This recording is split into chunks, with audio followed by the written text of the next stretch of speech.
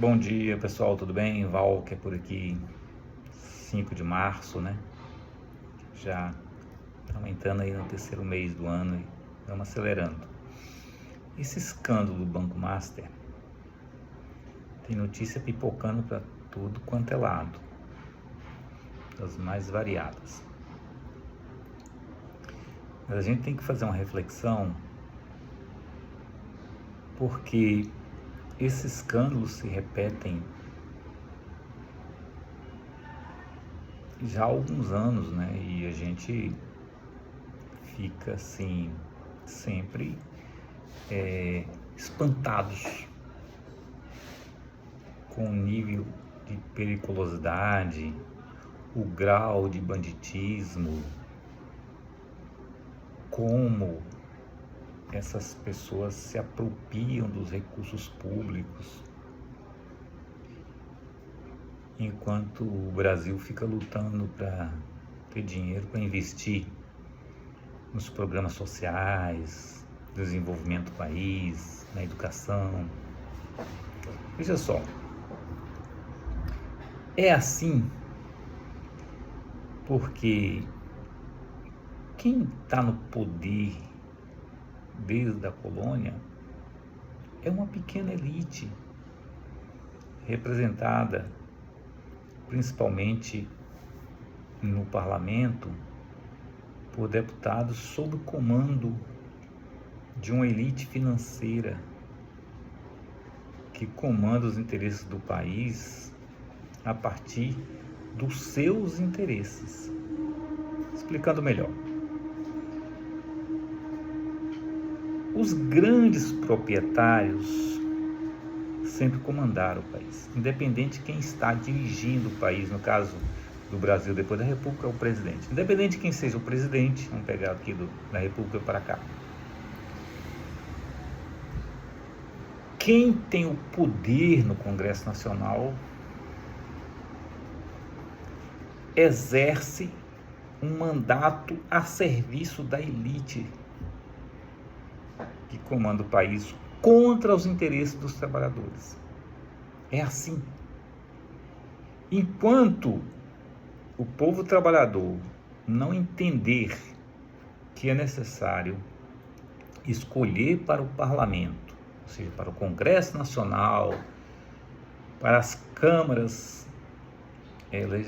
para as assembleias legislativas estaduais, né, deputados estaduais, para as câmaras municipais, enquanto o povo trabalhador não entender que tem que ter os seus representantes lá e não os representantes do sistema financeiro, vai continuar sendo assim. Toda vez que o eleitor for eleger alguém que vem com discurso de Deus, pátria, família, Bíblia, discurso moralista, está fazendo um discurso para enganar o eleitor. Porque essa questão moralista não entra na discussão quando é planejado as políticas, quando são planejadas políticas para a execução do orçamento, para determinar para onde vai ser canalizado os recursos públicos.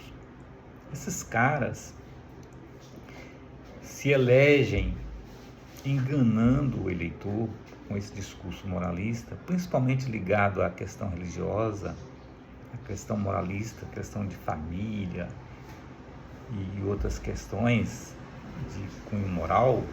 Eles se elegem com esse discurso, mas na prática eles exercem um mandato atendendo aos interesses de quem os financia, de quem são próximos. O deputado que faz uma campanha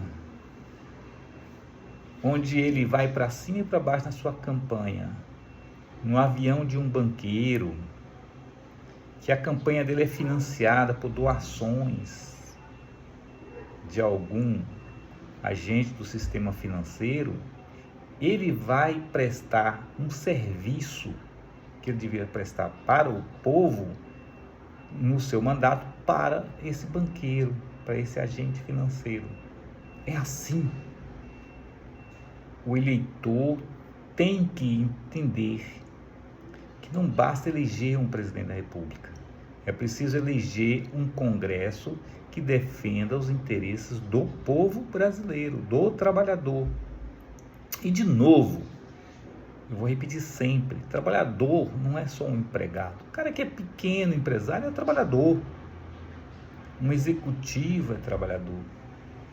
Muitas vezes um pequeno empresário tem essa ideia de que um congresso representante dos trabalhadores seja contra os seus interesses. Não são. Quem é contra os interesses do povo trabalhador, do pequeno empresário, do médio empresário,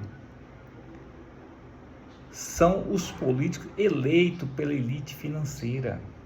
Veja o caso do Vorcaro, com senadores como Rueda, como Ciro Nogueira, como Nicolas Ferreira, como o governador Ibanez Rocha, Cláudio Castro, na sua mão, defendendo os seus interesses. O que ele não faz?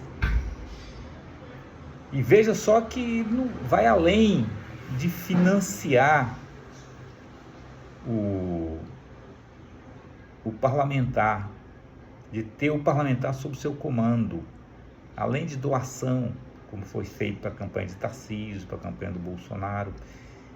Eles se apropriam do setor público através de compra de agentes públicos, no caso, por exemplo, diretor do Banco Central,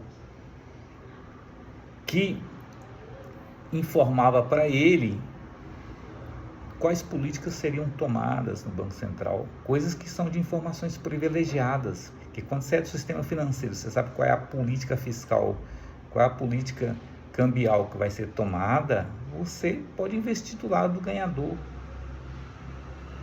E mais, um sujeito como esse, que se apropria dos agentes públicos, compram e elegem deputados, senadores, governadores, ainda ameaça de violência ou manda praticar violência contra aqueles que são contra os seus interesses, que não atendem aos seus interesses, sejam agentes públicos, sejam jornalistas, quem for. Então, o eleitor precisa avançar. Não é que o eleitor é culpado disso. O eleitor é enganado.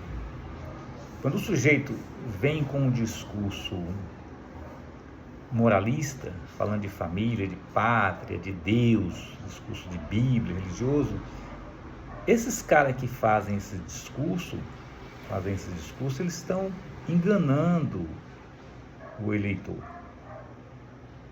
O eleitor acredita nessa conversa de falsos pastores, de falsos policiais falando de... O pastor é verdadeiro, só que o discurso é falso. Fala de Deus, mas o interesse é financeiro, de apoiar grandes grupos econômicos. A mesma coisa são policiais, ex-policiais que se candidatam a um discurso de segurança pública que eles não resolveram enquanto praticam, mas dizem que vão resolver quando virarem deputados. Tudo discurso para enganar o eleitor. Só existe não sei se é só, mas existe uma forma para diminuir essa influência dos grupos financeiros dentro do parlamento, é elegendo representantes dos trabalhadores, representantes progressistas que defendem os interesses do povo. Todas as vezes, que aquele candidato que para ganhar o voto do eleitor vem com um papo furado de Bíblia, de religião, de Deus, de pátria, família, é um discurso para engambelar, passar mel na boca do eleitor, porque é um discurso que o eleitor gosta de ouvir. Esses candidatos falam o que o eleitor quer ouvir. Sendo que no parlamento não é lugar para discutir questões de Bíblia, questão de de Deus.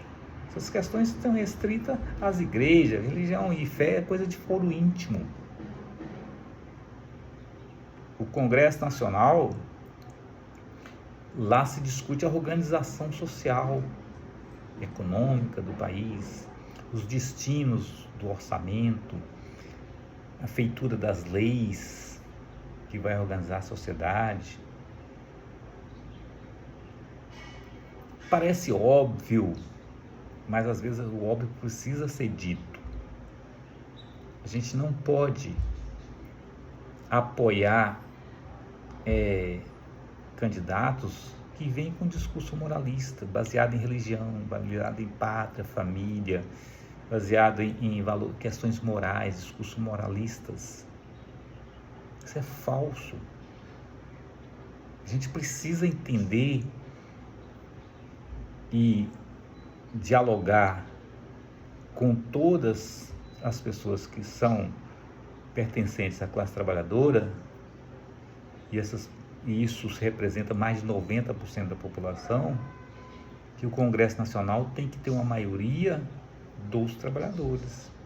A partir dessa maioria que a gente vai decidir os destinos do país. Qual vai ser a política aplicada? A que interessa aos trabalhadores ou interessa aos grupos financeiros? Se a classe trabalhadora elege pessoas da elite financeira, representantes que estão associados à elite financeira, eles vão defender lá os interesses dessa elite financeira. Se os trabalhadores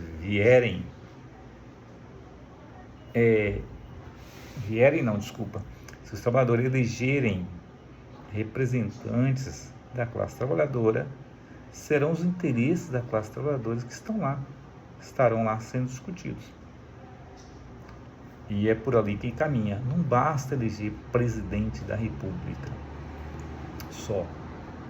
ou só o governador. É preciso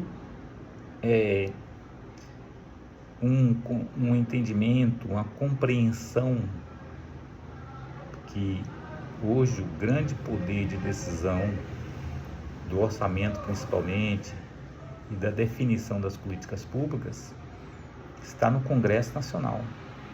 É por lá que passam as grandes decisões. Cada vez menos o presidente e mais o Congresso Nacional através do controle do orçamento. Já vem há algum tempo. E cada ano que passa, mais ainda. E transformar, por exemplo, uma agência do Banco Central em uma agência autônoma, que vai além do comando do presidente da República, foi um grande erro feito no governo Jair Bolsonaro. É o governo abrindo mão de um instrumento de política fiscal, de proteção da moeda, de uma ferramenta de política econômica do país. E aí o que aconteceu?